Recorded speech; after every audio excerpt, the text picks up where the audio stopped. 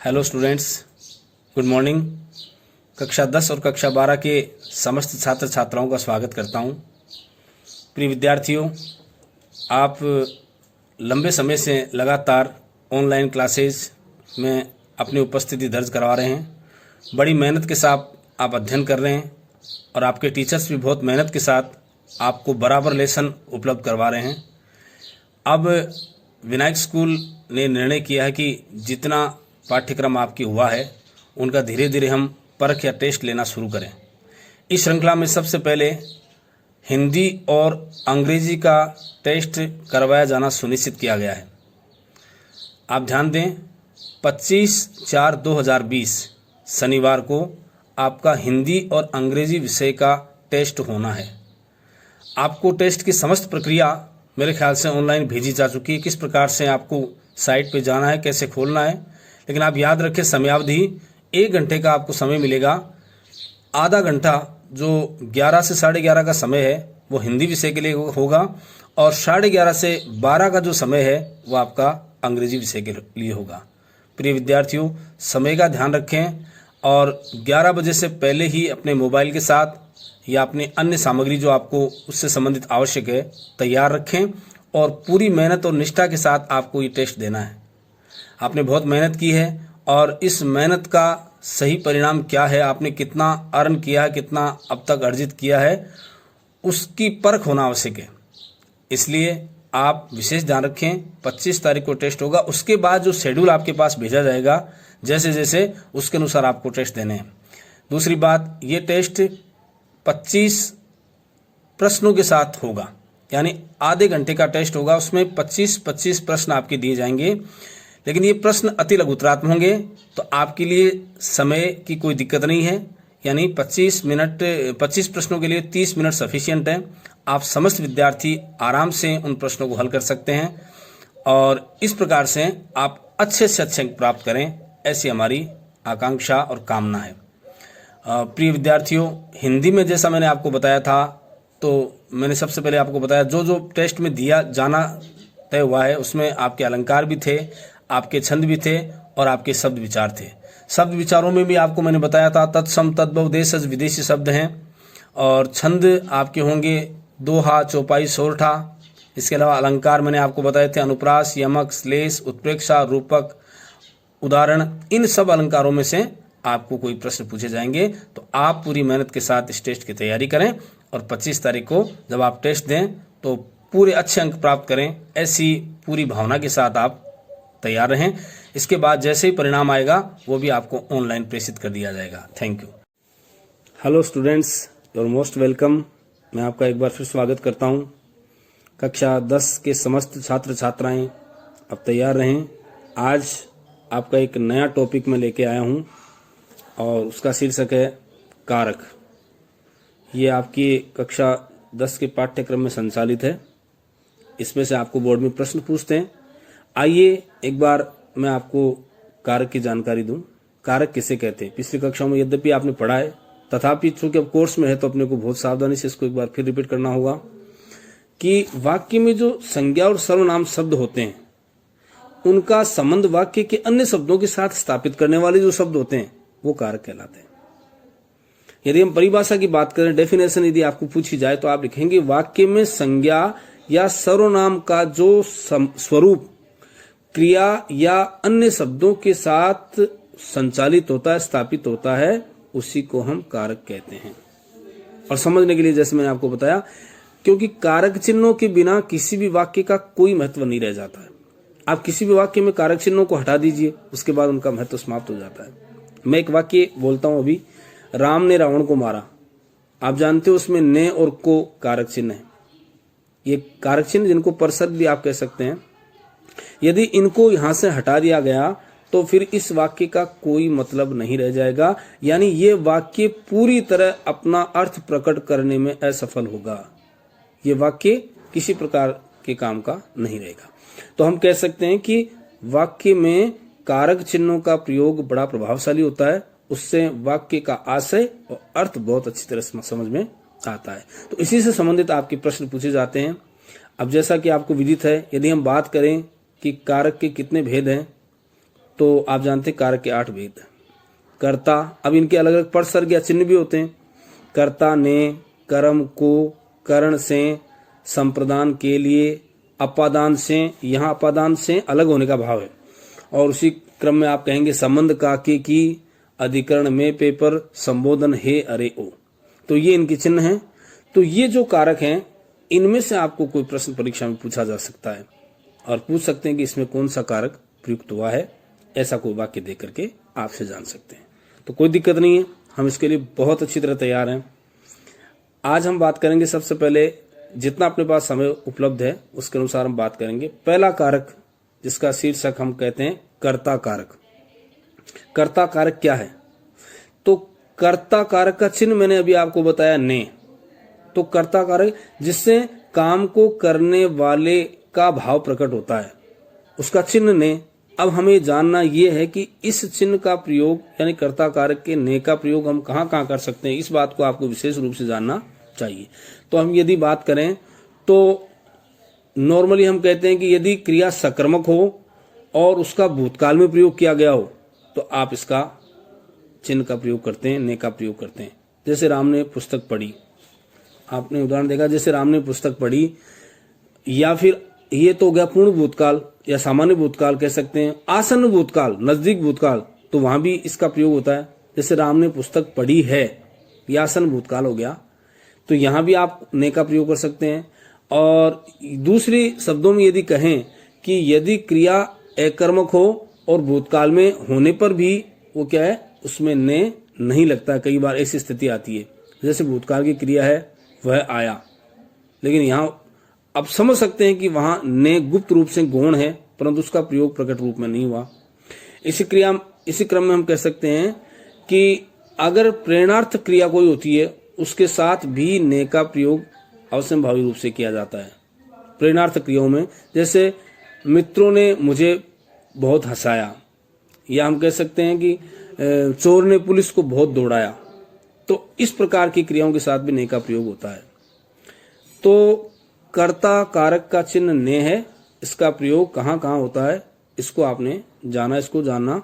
इस प्रकार से कारक के और भेद जैसे जैसे हम आगे बढ़ेंगे। इसी क्रम में दूसरा है कर्म कारक। कर्म कारक का जैसा आपको चिन्ह या परसर्ग ध्यान है, इसका परसर्ग या चिन्ह है को, कर्ता ने, उसके बाद कर्म को। तो कर्म कारक में को का प्रयोग यदि हम बात कर दें तो पहला नियम तो यह है कि कर्म कारक में को का प्रयोग प्राय सजीव कर्म के साथ ही होता है। जैसे मोहन ने बच्चे को बुलवाया या बुलाया, मालिक ने सेवक को उपहार दिया। तो इस प्रकार से कर्म कारक में इसका प्रयोग जो है वो सजीव कर्म के साथ होता है। दूसरे नियम की बात करें तो सकर्मक क्रिया के निर्जीव कर्म के साथ को का प्रयोग नहीं होता है, ये ध्यान दें। जैसे वह पुस्तक पढ़ रहा है, अब गौण रूप से इसमें को है, जैसे वह पुस्तक को पढ़ रहा है, लेकिन इसमें मैंने आपको बताया कि सकर्मक क्रिया के निर्जीव कर्म के साथ को का प्रयोग। अब पुस्तक निर्जीव है तो उसमें उसको प्रदर्शित नहीं किया जाता है। वह पुस्तक पढ़ रहा है, बालिका दूध पी रही है, अब दूध जो है वो निर्जीव है, तो इसलिए यहाँ को शब्द को प्रकट करने की आवश्यकता नहीं होती है। अच्छा, द्विक्रमक क्रियाएं जो होती है, द्विक्रमक क्रियाओं में दो क्रम होते हैं, जैसा मैंने उससे पहले क्रिया के टॉपिक में आपको बताया था। इसमें एक मुख्य क्रिया और एक गौण क्रिया होती है जो बाद वाली क्रिया होती है। तो गौण जो क्रिया होती है उसके साथ को का प्रयोग होता है, गौण क्रिया के साथ, ध्यान रखें आप, मुख्य में नहीं होता है। जैसे मैं कहूं कि राजा ने सेवक को धन दिया, तो यहां आप ध्यान दें, ये जो गौण क्रिया थी, धन देना मुख्य क्रिया है, सेवक को, तो सेवक के आगे को का प्रयोग किया गया है। जैसे मैंने मोहन को पुस्तक दी, तो पुस्तक, लेकिन उससे पहले मोहन जो गौण क्रिया थी, इसके आगे को का प्रयोग किया गया है।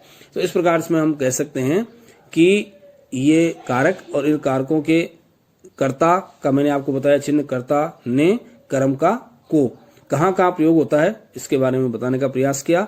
और अब मैं आपको थोड़ा सा इसको लिख करके बताने का प्रयास करूंगा, आप संक्षेप में, तो आप ध्यान दें।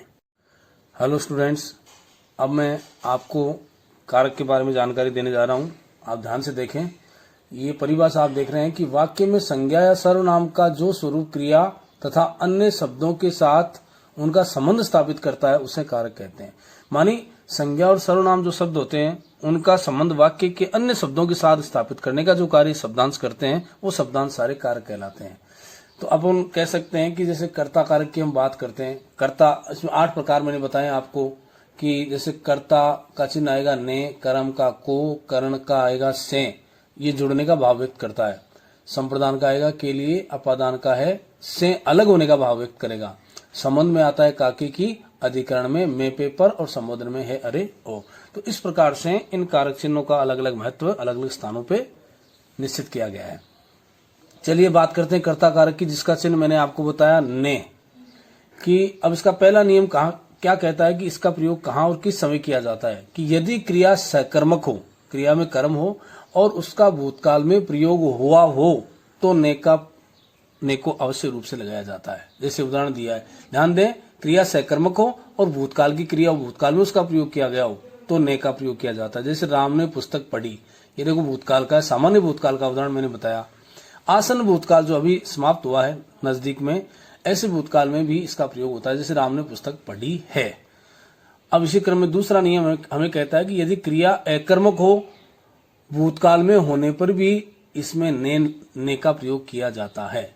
जैसे वह आया, इसमें भूतकाल में हो तो भी ने का प्रयोग नहीं किया जाता है। जैसे वह आया, इसमें गौण रूप से ने है लेकिन प्रकट रूप में नहीं है, वह जा चुका है, तो इसमें ये आप विशेष ध्यान रखेंगे कि ने का प्रयोग गौण रूप से आता है। तीसरा नियम हमें कहता है कि क्रिया सकर्मक हो तो भी ने का प्रयोग नहीं होता। कब? यदि क्रिया अपूर्ण भूत, वर्तमान या भविष्यत काल भी हो। तो ये ध्यान दें आप कि जैसे वह पत्र लिख रहा था, तो यहां ने का प्रयोग नहीं किया गया है, क्योंकि मैंने कहा अपूर्ण भूतकाल या वर्तमान काल या भविष्यत काल में क्रिया हो तो इसका प्रयोग नहीं होता है। जैसे वह पत्र लिखता है, ये देखो आप वर्तमान का उदाहरण है, इसी क्रम में वह पत्र लिखेगा, ये भविष्यत काल का उदाहरण है, तो इसमें भी गौण रूप से ने रहता है लेकिन यहाँ प्रदर्शित नहीं किया जाता। इसी क्रम में प्रेरणार्थ क्रियाओं के साथ कर्ता के साथ सदैव ने का प्रयोग होता है। प्रेरणार्थ क्रिया जैसे मैंने अभी पिछले वाले टॉपिक में बताया था, करवाया, लिखवाया, पढ़वाया आदि क्रियाएं। मित्रों ने मुझे बहुत खिलाया, चोर ने पुलिस को बहुत दौड़ाया, तो इसमें ने का प्रयोग किया जाता है। इसी क्रम में अगला नियम कहता है कि वाक्य में कर्म उपस्थित न रहने पर भी सकर्मक क्रिया के साथ कर्ता के साथ ने का प्रयोग होता है।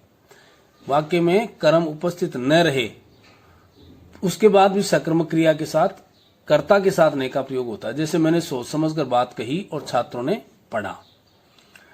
इसी क्रम में अब हम बात करते हैं कर्म कारक की, जिसका चिन्ह है को।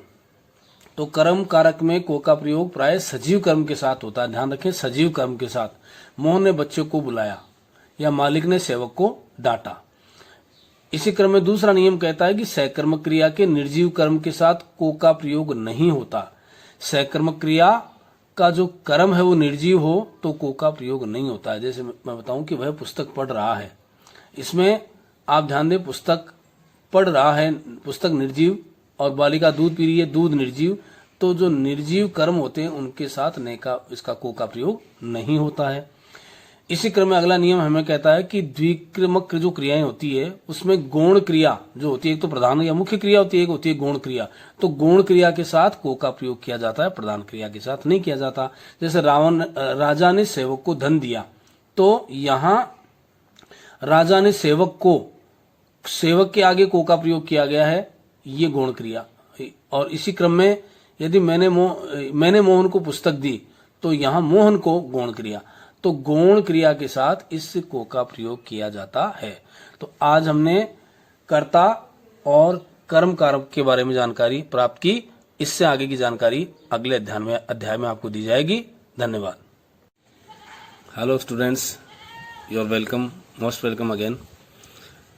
अपन ने जहां समाप्त किया था वो थे कारक। मैंने व्याकरण कक्षा 10 के लिए व्याकरण में कारक का टॉपिक शुरू किया था और 2 कारकों की आपको जानकारी मैंने दी थी, वो थे कर्ता कारक, कर्म कारक। आज इससे आगे की हम बात करते हैं। आज हम बात करेंगे करण कारक की। आप जैसा जानते हैं करण कारक से, इसका परसर्ग या जो विभक्ति चिन्ह वो से है और से जुड़ने के भाव को व्यक्त करता है। तो हम कहेंगे कि यदि हम इस बात से इस कारक को स्पष्ट समझना चाहें तो जुड़ने से अर्थ रखता है से, जैसे वह बस से जाता है, तो इस प्रकार से जुड़ने का जहां भाव व्यक्त करे वो कर्ण कारक में आता है। अभी मैं संक्षेप में एक बार आपको कुछ बता रहा हूं, उसके बाद में लिख करके आपको समझाने का और अच्छा प्रयास करूंगा। इसी क्रम में संप्रदान कारक इसके आगे वाला आता है, जिसका विभक्ति चिन्ह होता है के लिए। तो जैसे वह अपने परिवार के लिए कमाता है, वह घर के लिए सारे काम करता है, तो के लिए, लेकिन आपको ये जानना पड़ेगा कि के लिए शब्द आया है या फिर कर्ण कारक में से का प्रयोग हुआ है, वो कहाँ किस रूप में कौन से भाव को प्रकट करने के लिए प्रयुक्त होता है, क्योंकि आपको ये जानना जरूरी है कि इसके अलग अलग नियम है कि किस भाव को प्रकट करने के लिए या किस दशा या स्थिति को प्रकट करने के लिए कौन सा विभक्ति चिन्ह किस समय प्रयुक्त किया जाता है, ये जानना आपको जरूरी है। इसी क्रम से अगला अगर हम कारक की बात करें तो वो होता है अपादान कारक। अपादान कारक भी से का प्रयुक्त करता है, से व्यक्ति को प्रकट करता है, लेकिन अपादान कारक में से जो है वो अलग होने का भाव को प्रकट करता है। जैसे पेड़ से पत्ता गिरता है, मोहन अपने पथ से भ्रष्ट हो गया, तो जहां अलग होने का भाव व्यक्त करे वो अपादान कारक में आता है। इसी क्रम में हम यदि बात करें वो आता है संबंध कारक। इससे अगला संबंध कारक का, जैसे आप विभक्ति चिन्ह पीछे कक्षाओं में पढ़ते आ रहे हैं, का, के, की, रा, रे, री, ये संबंध व्यक्त करने के लिए आता है। तो संबंध को प्रकट करने के लिए जिस कारक का चिन्ह का प्रयोग होता है वो संबंध कारक माना जाता है। और इसी क्रम में यदि हम आगे बात करें अधिकरण कारक, अधिकरण कारक जिसका कारक चिन्ह है में, पे, पर, तो जैसे वह जल में रहकर, अपन बोलते हैं कहावत है जल में रहकर मगर से बैर, या हम ये कहें कि वह घर पर है, तो पर जो आया है वो अधिकरण कारक का चिन्ह है। तो इस प्रकार से में, पे, पर, लेकिन इन महत्वपूर्ण बात यह कि इनका प्रयोग किस किस स्थान पे कहाँ कहाँ किया जाना उचित होता है, ये जानना नितांत आवश्यक होता है। इसी क्रम में अगली बात करें तो हम संबोधन कारक, संबोधन कारक में हे, अरे, ओ इसके विभक्ति चिन्ह है। हे, अरे, ओ विभक्ति चिन्ह कभी हर्ष, शोक, विषाद, उल्लास, आश्चर्य, इन सब भावों को प्रकट करने के लिए इनका प्रयोग होता है। तो हमने ये पढ़ा था कारक चिन्हों के माध्यम से या कारक के माध्यम से कि कारक की प्रयुक्ति के बिना कोई वाक्य अपना यथार्थ अर्थ नहीं रखता है, यानी वाक्य विषयांतर हो जाता है, अर्थांतर हो जाता है, उसका अर्थ का कोई भाव समझ में नहीं आता जब तक कि कारक चिन्हों का प्रयोग नहीं किया जाए। तो कारक चिन्ह हमारे लिए बहुत महत्वपूर्ण है। ये प्राथमिक कक्षाओं से इसके विषय में ज्ञान दिया जाता है। आगे चल करके जो बड़े बड़े काव्य ग्रंथ लिखे जाते हैं, यदि कारक की सहायता उनमें नहीं ली जाए तो वो ग्रंथ महत्वहीन हो जाते हैं, उनका कोई अर्थ प्रकट नहीं होता।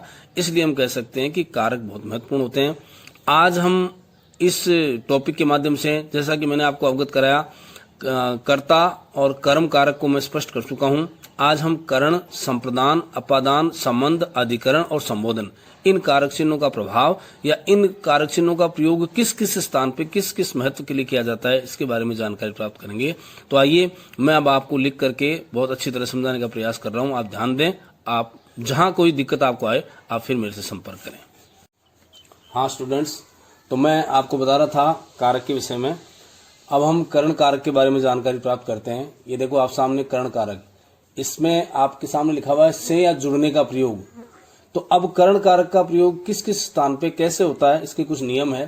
पहला नियम हमें कहता है से पर सर्ग का प्रयोग के द्वारा या साधन के रूप में होता है, यानी हम किस साधन से कोई कार्य करते हैं उसका प्रयोग इसमें होता है। जैसे हम कानों से सुनते हैं तो इस से का प्रयोग साधन के रूप में हुआ। वह बस से गांव जाता है तो वह बस से, ये बस जो है वो साधन के रूप में व्यक्त करती है हमें।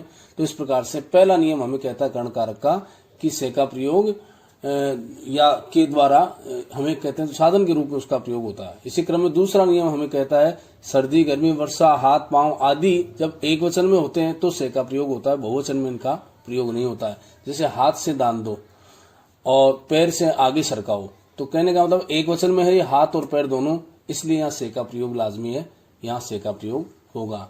ये इसी प्रकार से अगले क्रम में आप ध्यान दें, इसके और उदाहरण दिए अभी। अकाल में लोग भूखों मर गए, यहाँ यदि बहुवचन आ गया तो बहुवचन में से का प्रयोग नहीं होगा, ध्यान देंगे।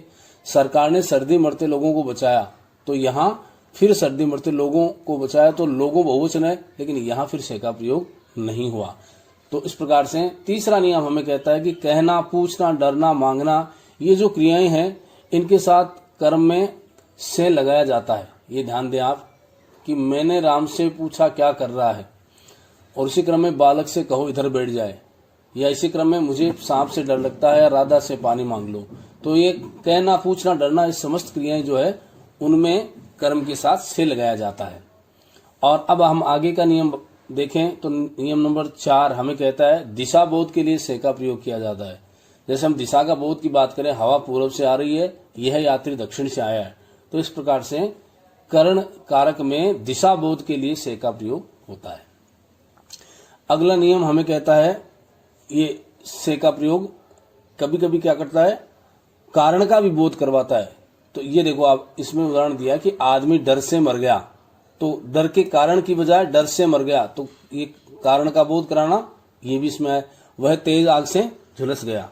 तो इस प्रकार से करण कारक जो है उसका प्रयोग कहाँ कहाँ होता है वो नियम मैंने संक्षिप्त में आपको बताया। इसी क्रम में संप्रदान कारक की बात करें जिसका कारक चिन्ह के लिए, इसमें के लिए खास तौर से उद्देश्य या प्रयोजन के अर्थ में होता है, भाई किस उद्देश्य के लिए हम काम कर रहे हैं, तो ये संप्रदान कारक का महत्वपूर्ण भाव व्यक्त होता है।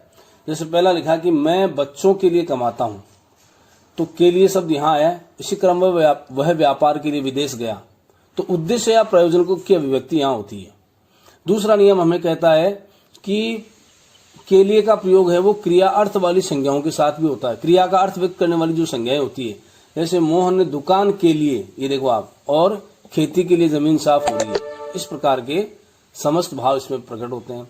तीसरा नियम कहता है कई बार के लिए स्थान पर को का भी प्रयोग होता है। वो गोपनीय रहता है, हमें पता नहीं चलता के लिए, लेकिन मोस्टली वो के लिए प्रयुक्त होता है को। जैसे बस में बैठने को भी जगह नहीं मिली, यहाँ कहने का लोग के लिए, लेकिन उसका रूपांतरित करके को कर दिया। रुपए व्यर्थ बर्बाद करने को नहीं, तो यहाँ भी को जो है वो जैसे अपने संबंध कारक में पढ़ा था काके की या को, इसमें नहीं आएंगे। तो ये को का भाव व्यक्त करने के लिए के लिए शब्द आया है, लेकिन के लिए को गुप्त रख करके को प्रकट किया गया है। हम कह सकते हैं कि इस के लिए के कारण यहाँ भी कर्ण कारक होगा, संप्रदान कारक होगा। इसी क्रम में अपादान कारक ये से अलग होने का भाव व्यक्त करता है। पहला नियम कहता है कि अपादान कारक में इस पर सर्ग का प्रयोग स्थान परिवर्तन या अलगाव का भाव प्रकट करने में होता है। जैसे लिखा कि वृक्षों से पत्ते गिर रहे हैं, या गाय सड़क से उस पार चली जा रही, अलग होने का भाव प्रकट करते हैं। चोर जेल से भाग गया, ये जुड़ने का भाव नहीं, अलग होने का। और या रामू गांव से शहर चला गया। तो इस प्रकार से अगला नियम कहता है कि कुछ शब्दों के साथ से का प्रयोग निम्न प्रकार भी होता है, जो अलग ही नियम है इसमें, कि मेले में वह मुझसे बिछड़ गया, यह मेले में मुझसे बिछड़ गया। इसी क्रम में निम्न में से 4 के उत्तर दो। तो ये हम कह सकते हैं कि ये सारा का सारा नियम अपादान कारक में लागू होते हैं। और इसके बाद अगला कारक संबंध कारक। संबंध कारक जिसके बारे में आप इसके विभक्ति चिन्ह जानते हैं, का के की और रा रे री या के रे ने, ये इसके विभक्ति चिन्ह है। इसमें लिखा है उपर्युक्त पर सर्ग संबंध सूचक विभक्तियां हैं। ये जो ऊपर पर सर्ग दिए हैं या कारक चिन्ह है, ये संबंध को प्रकट करने का काम करते हैं। जैसे मोहन के 2 पुत्र हैं, गाय के 4 पैर होते हैं। ये तो मूलतः हम माने कि संबंध कारक में संबंध सूचक विभक्तियों का ही मतलब भाव प्रकट होता है, संबंध को प्रकट करने का काम करते हैं। इसके अलावा भी इनका प्रयोग यदि हम माने तो दूसरा नियम कहता है कि अधिकार के भाव के लिए भी आप संबंध कारक का प्रयोग करते हैं। जैसे तुम्हारी पुस्तक नहीं है, तो री शब्द आया है, तुम में री जुड़ा तुम्हारी, उसका घर बहुत बड़ा है, का ही आया ये शब्द का। इसी क्रम में हम कहेंगे द्रव्य या पदार्थ का भावबोध कराने के लिए भी संबंध कारक का प्रयोग होता है। जैसे यह कांच की बोतल है, की शब्द जो है वो द्रव्य या पदार्थ के भाव का सूचक है, इसको सूचित करता है। सोने की चैन सुंदर है, तो यहाँ भी काके की शब्द का प्रयोग हुआ है। तो हम कह सकते हैं कि सबसे पहले तो संबंध कारक में संबंध प्रकट करना, फिर अधिकार के भाव के लिए, उसके बाद द्रव्य या पदार्थ का बोध कराने के लिए, और उसी क्रम में मूल्य बोध कराने के लिए भी इसका प्रयोग होता है। जैसे 100 रुपए का सामान दो, या का शब्द जो है वो विभक्ति चिन्ह संबंध कारक की है। तुम 500 रुपए, तुझे 500 रुपए का क्या चाहिए, तो यहाँ का शब्द आया है, वो भी संबंध कारक अभिव्यक्ति को प्रकट करता है। इसी क्रम में समय और स्थान का बोध कराने के लिए भी इसका प्रयोग होता है। जैसे रात का भोजन सात्विक होना चाहिए, ये का शब्द आप देख रहे हैं। इसी क्रम में गांव की सड़कें, ये की शब्द आया है, तो ये समय और स्थान का बोध कराती है। तो संक्षेप में आप जान लें कि यहाँ से संबंध जो है उसका बोध कराने के लिए, अधिकार के भाव के लिए, द्रव्य या पदार्थ का बोध कराने के लिए, मूल्य बोध कराने के लिए और समय और स्थान का बोध कराने के लिए इनका प्रयोग होता है। और अब 7वां आपका जो है वो है अधिकरण कारक, जिसका चिन्ह है में। पहला नियम हमें कहता है कि अधिकांशतः में का प्रयोग भीतर के लिए होता है। जैसे वह घर में है, तो इस प्रकार जैसे उदाहरण दिया कि बाजार में बहुत भीड़ है, घर में 5 सदस्य हैं, तो में भीतर या अंदर के शब्द को व्यक्त करता है, प्रकट करता है। इसके अलावा नियम दूसरा हमें कहता है कि में का प्रयोग कभी कभी केवल सीमा या स्थान का बोध करवाता है। जैसे वे मैदान में है, पिताजी दुकान में है, तो इस प्रकार से स्थान या सीमा का बोध कराने का काम भी करता है। नियम तीसरा हमें कहता है कि इसका प्रयोग भाववाचक संज्ञाओं में भी होता है। जैसे भाई आप किस मुसीबत में हैं, यहाँ देखो ये मैं। राधा कृष्ण के प्रेम में मग्न थी, यहाँ भी मैं। तो ये हमें भाववाचक संज्ञाओं का बोध करवाता है। इसके अलावा चौथा नियम कहता है वस्तु का मूल्य पूछने या बताने के क्रम में भी इसका प्रयोग होता है। जैसे मैंने ये पेन 10 रुपए में खरीदा, तो ये मैं आ गया। वह कार कितने में बिकी, फिर यहाँ मैं आ गया। इसके अलावा अगला नियम हमें कहता है स्थिति बदलने के भाव में भी इसका प्रयोग होता है। स्थिति यदि परिवर्तित होती है, जैसे उसका किया कराया मिट्टी में मिल गया, यहाँ देखो स्थिति परिवर्तन का सूचक है। थोड़ी देर में सब हंसने लगे, तो ये देखो स्थिति हंसने का भाव प्रकट हुआ है, स्थिति परिवर्तित हुई है, तो में का प्रयोग हुआ। और में, पे, पर ये सभी आते हैं, इसमें पर का प्रयोग भी होता है। अधिकांशतः पर का प्रयोग ऊपर का भाव व्यंजित करने के लिए होता है। जैसे मैं तुमसे घर पर मिलूंगा या सड़क पर गाड़ी चल रही है, तो इस प्रकार से हम कह सकते हैं। इसके और भी बहुत से नियम है जो बात बहुत डीपली आपको पढ़ने पड़ेंगे। और इसी क्रम में अब आप देखो अंतिम आपका आता है संबोधन कारक, जिसके चिन्ह है हे, अरे, ओ। संबोधन के बारे में आप सब जानते हैं। संबोधन कारक हमें दुख, सुख या हर्ष है, विषाद है, विस्मय है, शोक है, घृणा है आदि भावों को प्रकट करने के लिए संबोधन कारक का प्रयोग होता है। तो इसमें उदाहरण दिया कि वाह मजा आ गया, ये आनंद या हर्ष को प्रकट कर रहा है। हे राम, यह क्या हो गया, ये दुख को प्रकट करने का भाव है। तो इसी क्रम में धिक्कार, ये तिरस्कार या घृणा का भाव प्रकट कर रहा है। धिक्कार, तुमने ये कुकृत्य किया। छी, ये भी घृणा को प्रकट करने वाला भाव है, तुम्हें लज्जा नहीं आती। छी, तुम्हें लज्जा नहीं आती। तो इस प्रकार से संबोधन कारक में हे, अरे, ओ इसके चिन्ह है, विभक्ति चिन्ह या परसर्ग है, इनका प्रयोग। तो मैंने संक्षेप में जितना समय था बताने का प्रयास किया है। बहुत ही सुंदर तरीके से आपको समझना चाहिए, और जहां आपको दिक्कत आए आप मेरे से संपर्क करके और अधिक जानकारी प्राप्त कर सकते हैं। एक बार पुनः आप सबका धन्यवाद।